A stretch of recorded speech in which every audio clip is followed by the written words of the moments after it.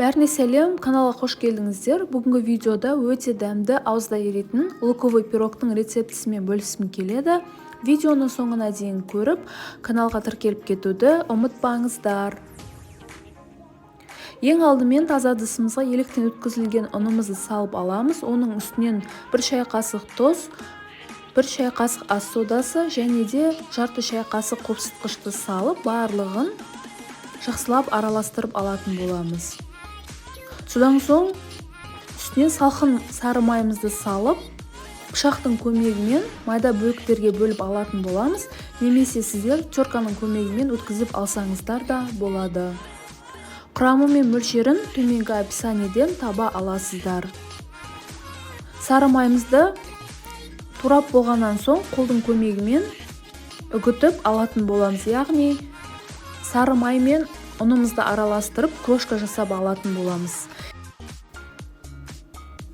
Егер сіздер үлкен пирог жасағыларыңыз келсе, құрам мен мөлшерін 2 есеге көбейтіп жасасаңыздар болады. Міне көріп тұрғандарыңыздай, біздің крошкаларымыз дайын. Оның үстінен 20% салқын сметанамызды салып, қолдың көмегімен қолға жабыспайтын қамыр илеп алатын боламыз. Міне біздің қамырымыз да дайын. Көріп тұрғандарыңыздай, өте жұмсақ, қолға жабыспайтын қамыр шықты. Пленкаға орап, холодильникке 20 минутқа қойып қоятын боламыз. Келесі начинкасына кірісетін боламыз. Орташа көлемдегі 7 пиязды тазалап, ұсақтап, майда бөліктерге турап алатын боламыз. Турап алғаннан соң қызып тұрған сковородкамызға сұйық майымызды құйып, қыздырып алып, пиязымызды салып, барлығын жақсылап қуырып алатын боламыз. Бұл жерде пиязымызды қатты күйдіріп жібермейміз. Сәл қызарғанша 5 немесе 7 минутта жақсылап қуырып аламыз. Міне біздің пияздарымыз дайын. Газымызды өшіріп, басқа ыдысқа суыту үшін салатын боламыз. Қуырылған пияздың үстінен дәміне қарай тұз, қызыл бұрыш, қара бұрыш салып алатын боламыз. Содан соң барлығын жақсылап араластырып аламыз. Келесі 150 грамм сапасы жақсы ірімшікті алып, терканың көмегімен өткізіп алатын боламыз. Ірімшігімізді теркадан өткізіп алғаннан соң, пияздың үстінен салып, барлығын жақсылап араластырып алатын боламыз.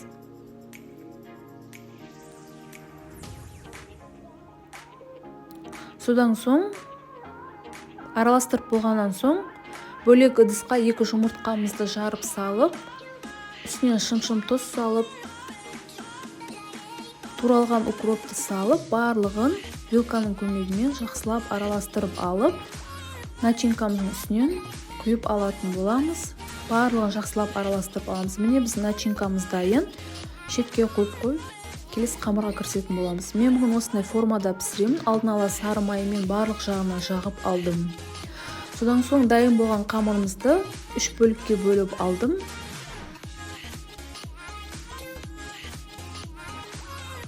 Ең үлкен бөлігін, яғни бірінші бөлігін дайын формамызға қолдың көмегімен немесе оқтаудың көмегімен жайып алатын боламыз.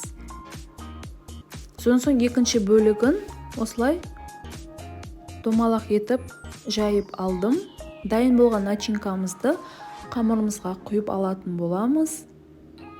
Осы кезде пісіретін духовкамызды алдын ала 180 градуста қыздырып ала берсек болады. Начинкамызды салып болғаннан соң лопатканың көмегімен видеодағыдай барлық жағына түзетіп шығатын боламыз. Түзетіп шыққаннан соң екінші жайылған қамырымызды бетіне қойып жауып, жан-жақтарын түзетіп алатын боламыз. Видеодағыдай вилканың көмегімен басып шықсаңыздар болады. Шеті ашылып кетпес үшін. Содан соң үшінші кішкене бөлігін жайып, 8 бөлікке бөліп, осылай сәндеуге қойдым. Ал сіздер өз қалауыңыз бойынша сәндеп алсаңыздар болады. Дайын болған қамырымыздың бетіне 2 ас қасық сүтті щетканың көмегімен шықпышсаңыздар болады, немесе жұмыртқаның сарылуын жақып шықсаңыздар да болады.